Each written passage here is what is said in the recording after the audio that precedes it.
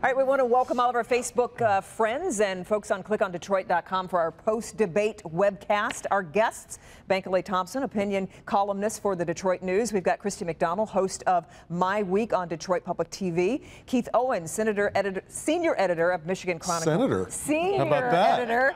And Chastity Pratt-Dawsey, urban affairs reporter for Bridge Magazine. Thank you guys so much for staying and talking to us. So who won? You've got 30 seconds. And Devin's going to be very firm about that, by the way. Let's go down. We'll go down the row here. Bankley, what do you think? I think it was a good debate. I think there was a lot of issues raised, and I think most of the issues that were raised actually were, at the forefront of what we're talking about. The question of, economic inequality. Who is Detroit coming for? Downtown, midtown, vis-a-vis the neighborhoods, and all of that. So I think it was a good debate to hear from, both of these candidates. And I think, I think Senator Young could have talked about, what he did as a senator. His standing in the last decade as a senator and some of the things that he did in Lancet. I did not think he went in depth into that. And I think the mayor, obviously, the senator put the mayor on defense. So he came back for the most part responding to the senator. And I don't think the mayor actually went in depth into this issue of inequality that we talk about, because it was only, Devin, a couple of months ago that the mayor responded in a Free Press interview that this idea of two Detroit was a fiction. And I think he has come to this resignation that this is something that, he has to confront. Yeah, I think he has to address it. I agree with Bankaley on a lot of the points there. I think you guys did a really good job in terms of providing a lot of context. You guys got a lot of questions in the entire panel. Chastity did a great job. But we mostly were hoping for adulation. No. That was tough. But I think it's tough when you have to try to narrow down exactly what people really want to hear.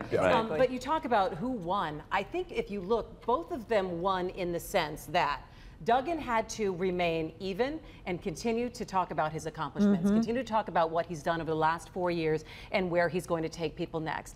Coleman Young, Senator Young, had to swing for the fences because he had nothing to lose at this point. He needs to make up massive ground, and I know how we feel about polls after the presidential election, but if you look at the disparity of numbers in August of the primary, 68 and 27, you're not trying to sway 8 or 10% here. So he had to try to poke holes in any kind of credibility that Mayor Duggan had. He had to try to poke holes in any kind of program that the mayor had been putting forward, and he had to turn, total 180, saying everything that has been happening over the last 4 years is not good enough. I'm the one that's going to take them further. So if you ask Senator Young, I bet he'll say, yeah, I put him on the defensive. I made him come back at me a couple of times. I didn't think the mayor was originally going to engage as much as he did. But when, and I had to write this down, but when, when Coleman Young said, we don't know if by the end of this debate he's going to end up in jail. I mean, you knew that Mayor Duggan had to address that and had to come back and said a couple times, have you no shame? And you're not even speaking the truth at this point, but he had to go back after him. But so if you ask both of them, I think that they both made their points. Yeah, the fact checkers, or their fingers were burning on the by the end. Yeah, they were twitching. Keith, your thoughts? Yeah, I agree with everything that's been said. I would also say, and just to emphasize what Christy said about the fact that Senator Young had to really go for the bleachers. I mean, this is a thing where the mayor didn't really need this debate. Senator Young did need it, but I think one of the main things that Senator Young needed to accomplish tonight was he didn't just need to please his base, he needed to expand his base. I mean, I expect that, where some of them may view some of the things that he said and think maybe it was ridiculous, maybe it was hilarious, whatever, his base, well, a lot of things may have thought he did very well. I think some of the things that he attacked, some of the way his issues, I think he carried himself very well, but the question is, did he expand that? I mean, did other people viewing this say, you know what, I didn't think that much of him before, but this is a guy I could really go for, just something like that. And other people who are not normal, who may have been on the fence, because there are a lot of people on the fence. There are a number of people who are not necessarily crazy about Mayor Duggan, but they can't quite go for Coleman Young. Well, that's the people that he needed to get tonight, were the ones that are saying, give me a reason to really go for you. And I'm not quite sure that he did that tonight. Chastity, we've got an interesting role for both, the three of us, because we were kind of involved. But it was interesting, your last question, you started by saying, we haven't always gotten answers to the questions that we're asking, which happens as candidates, of course, the ones who have finesse, turn the question into the question they want to answer rather than the one that's posed. But expand on that a little bit. About did you find yourself frustrated? I was getting a little frustrated because this is a debate. We always want, and I believe the public wants, a debate to be a debate on the issues. And we always see the campaigns turning into a stump speech and, you know, rouse their base and everything of that nature. But, I mean, there were times where I was starting to drift off because I'm like, they're not answering the question. They're saying the same speaking points that we've heard over and over and over again. And if you are familiar with their both of their platforms, they talk about the same issues. They talk about insurance. They talk about small business. They talk about the, you know, helping the neighborhoods. They talk about a lot of the same issues. So just sitting here, I wanted to debate on the issues. What should be happening should not so much, oh, I did Project Greenlight, or oh, I did this in the legislature. It just didn't feel like a debate. It just felt like people pandering to their bases, which is what happens. But, you know, when we had a few surprises. I wasn't sure I expected Malice Green to be mentioned. Oh, that was a real absolutely. I mean, you know, you expected Coleman A. Young to say, okay, this mayor is corrupt. He's being investigated on the demolition project, and you expected for the mayor to say, well, he missed votes and he has no legislative history. Those things we've heard before. I feel like the debate on the issues wasn't as satisfying. Well, but I think what we also saw tonight, Devin, was a striking contrast. Hearing the mayor saying, this is what I have done and this is what I plan to do. It's a painful stage, but we'll try to, you know, see if we can, in fact, decrease the intensity of the pain. And then you have Coleman Young saying, Coleman Young II, basically saying, look, Mayor Duggan, look into the camera and tell those 100,000 people, you know, who are suffering. I think what we saw also tonight was that Coleman Young was able to put some sort of an imagery to the suffering that is taking place, which came out of some of the questions that you asked about economic inequality. I mean, these are realities. I mean, it was only 2 days ago, I was at a forum for retirees. An 81-year-old woman stood up and said to me, look, I'm paying $600 in health insurance. My deductible is $6,000.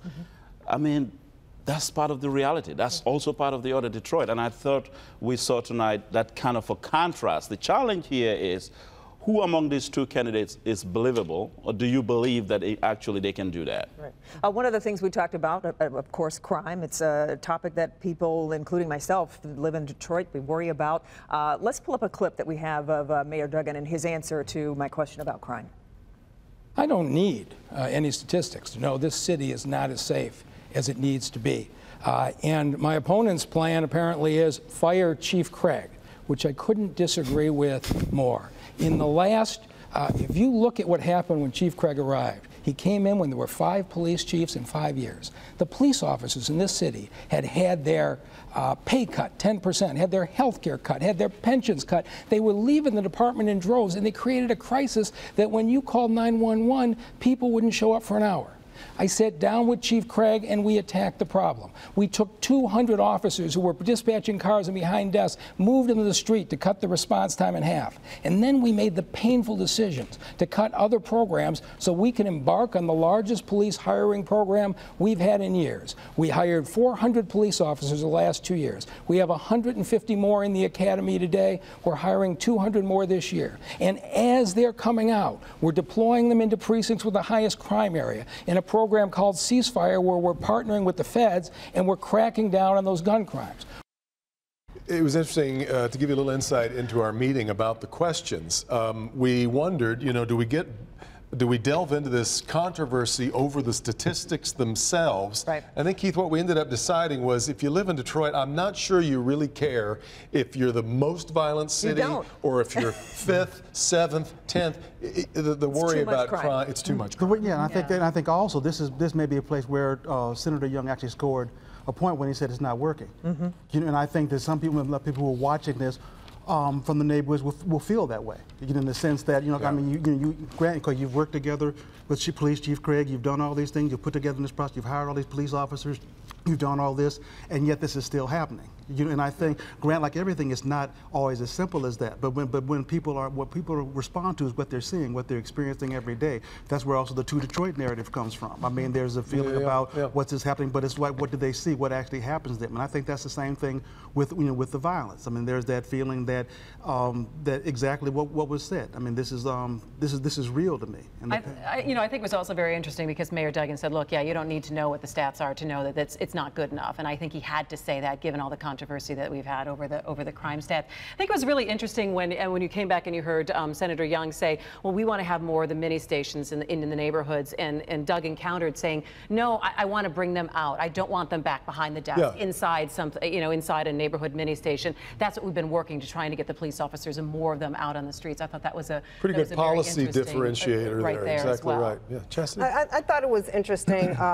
The mayor, of course, talked about a lot of the things that he's already done, but when you're talking about crime that's already, that's really bad, clearly what you're doing is not working. So I think that Young scored a point on that when he invoked his father's name and said, we need jobs, people need jobs, and that's the biggest crime fighting technique that he could come up with. And by the way, he brought us copies of his birth certificate and his baptism. It was pretty wacky. Wow. Yes. Was that a beforehand? Beforehand thing? Certificate of baptism and his certificate of live birth.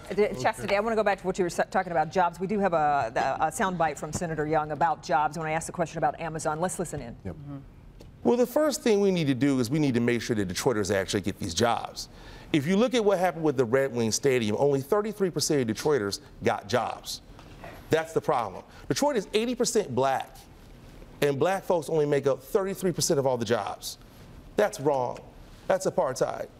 The second thing we need to do is we need to make sure that we have proper transit infrastructure. And the reason why Amazon didn't come here was because we did not have serious mass transit, one. The only thing we have now is the Q line that goes 3.3 miles that my opponent supported. There's another conversation that we had in fashioning the questions, how much we wanted to get into this Amazon proposal. There are some cities that have opted out. I kind of expected maybe we would hear Coleman Young say, we don't even need to be in the mix of that because of what it's going to do to rents.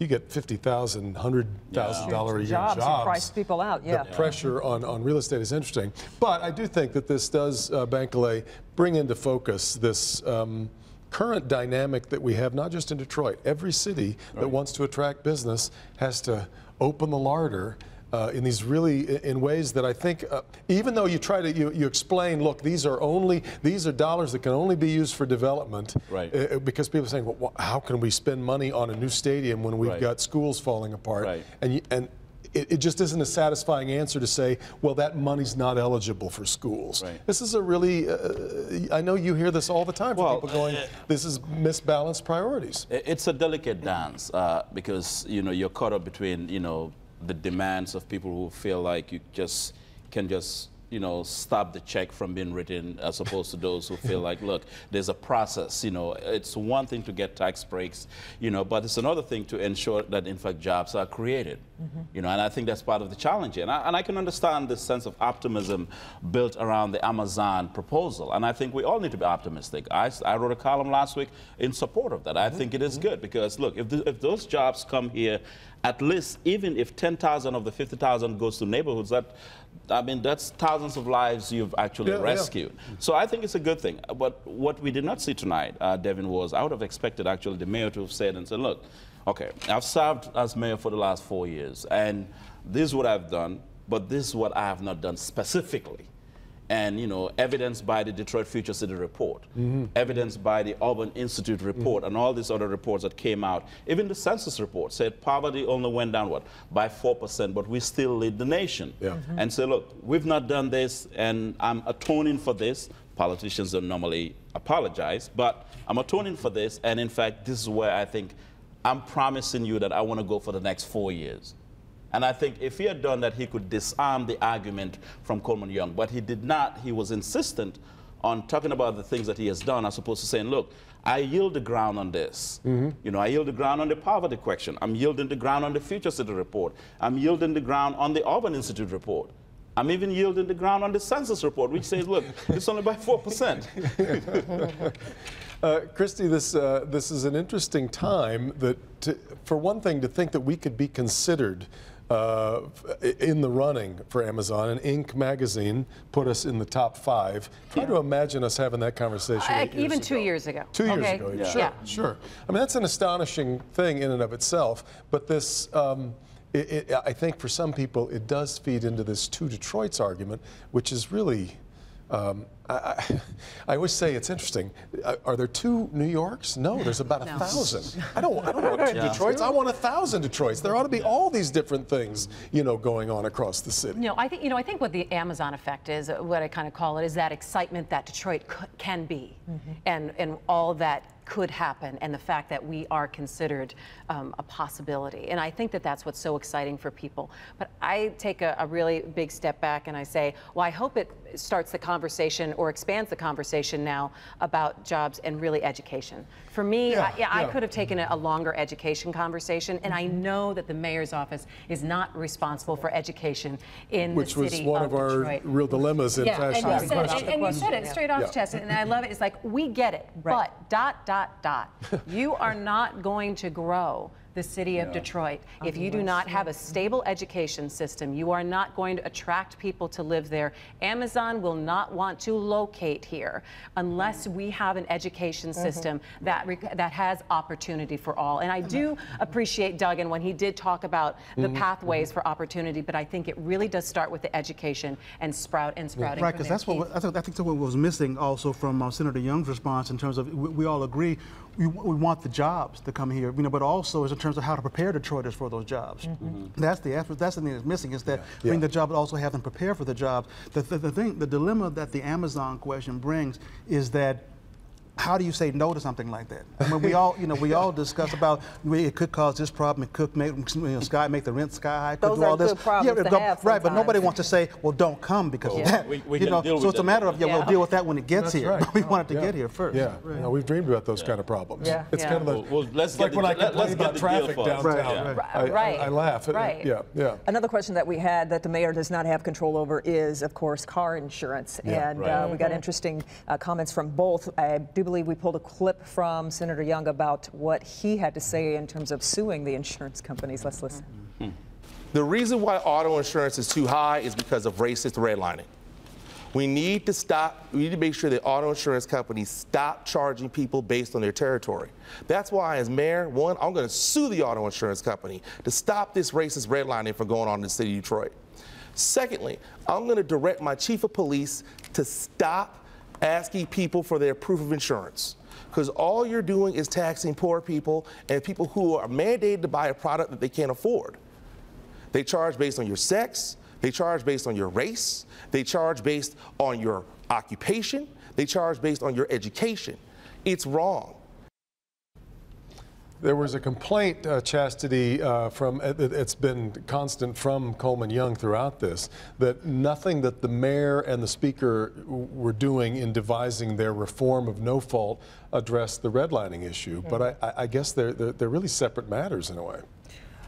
You know what, this insurance thing, we sat around the table, like, how do we get into it and invoke a better, thoughtful response when we know the mayor doesn't control it? You're talking about health care issues. You're talking about so many things that have to come into play. And really, I was expecting them to talk about how they could bring others to the table in Lansing to make it happen. The senators in Lansing, the mayor has to go to Lansing. That's where this thing has to be hashed out. And I expected one of them to say, look, I have a dig in Lansing, and I'm gonna make this work and make it happen. But that didn't happen. But I can tell you what, when he said, I'm going to tell police to stop asking for proof of insurance, there were people in Detroit who were like, well, I was about to say that. I mean, I think that was a clarion call for votes. Well, it was, but they're going to come to the poll. They're going to come out to the poll. But I very much wanted to say, wait a minute, are you urging people to break the law and drive without insurance? Right. I think it was cool. I mean, just as many people were saying, oh my God, did he just say that? I'm sure. Well, half the population, like I said, just celebrates. Half the people don't have insurance. The question is, will they go to the polls? I think it's interesting. I want to jump on something that Chastity said about, she would have liked to hear from both of them saying, I've got the relationships in Lansing that I'm going to start to make this happen. And so it got me to thinking a little bit about maybe what I didn't hear tonight. And it was hoping to hear about relationships and, maybe asking Senator Young, look, look, you're going to have to work with business leaders, foundation heads who are infusing a lot of money into the city of Detroit, lawmakers, Washington. What kinds of relationships do you have with these people? How do you work with people in a different way, or how do you cultivate different kind of relationships? Because, you know, I do think that's something that Mayor Duggan tried to tout tonight. He name dropped about 20 different people saying, well, and I went to so-and-so, and I asked them this, and I told them that I was going to guess this, and they said, well, okay, and then I went to so-and-so. But there's something effective about that being like, I can knock on that door or make that call, and that person answers the phone. That's right. And I think kind of moving forward with the city, because we're seeing so much investment in different places, and we're seeing foundations and you know, and money coming from different places. I would have loved to hear from both of them, like how they have built bridges in different ways and how they will have relationships with different people to get the things, the difficult things done that I feel like that we're now facing in the city. Let me ask the three of you, and please feel free to be very candid with us here. Was there a topic or issue that we were derelict in not hitting on tonight that you really wanted to hear? Did we miss something? No, I think you covered most of the bases. I think I was very impressed with the questioning. I was very impressed that you were able to fit in many issues within 60 minutes, because we talked about that this morning. I thought I was gunning for 90 minutes. I thought you should have had an hour and a half.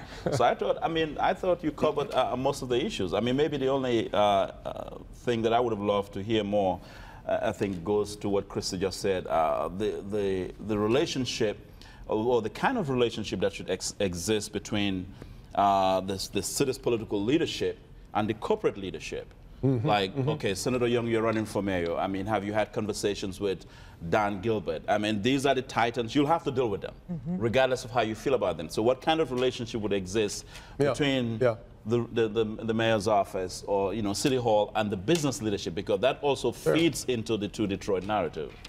That would be my only thing that I brought up, is those kind of relationships. I will have to say, nice job in setting the tone in the beginning, because at one point, well, after the first exchange, Senator Young wanted to continue. And I think you laid down the law. I'm a big-time moderator, lay down the law kind of person. And I think you set the tone in that way. So we were able to go back and forth, and you were able to get in as much questions as possible and cover a lot of materials. Keith, anything we missed that you thought? No, I think it's pretty much just echo what's been said. I think that, you know, we hit most of what needed to be covered, and I think that also we heard they were given equal time to give their own responses to that. So I think that was the main thing I would be looking for, and I think that both of them, neither one of them can say they weren't given equal time to. I got to believe it was very close, because they each took every rebuttal opportunity that they got. It had to be pretty darn close. Dan, thanks very much for spending some time talking with us about all this. It's been an interesting evening.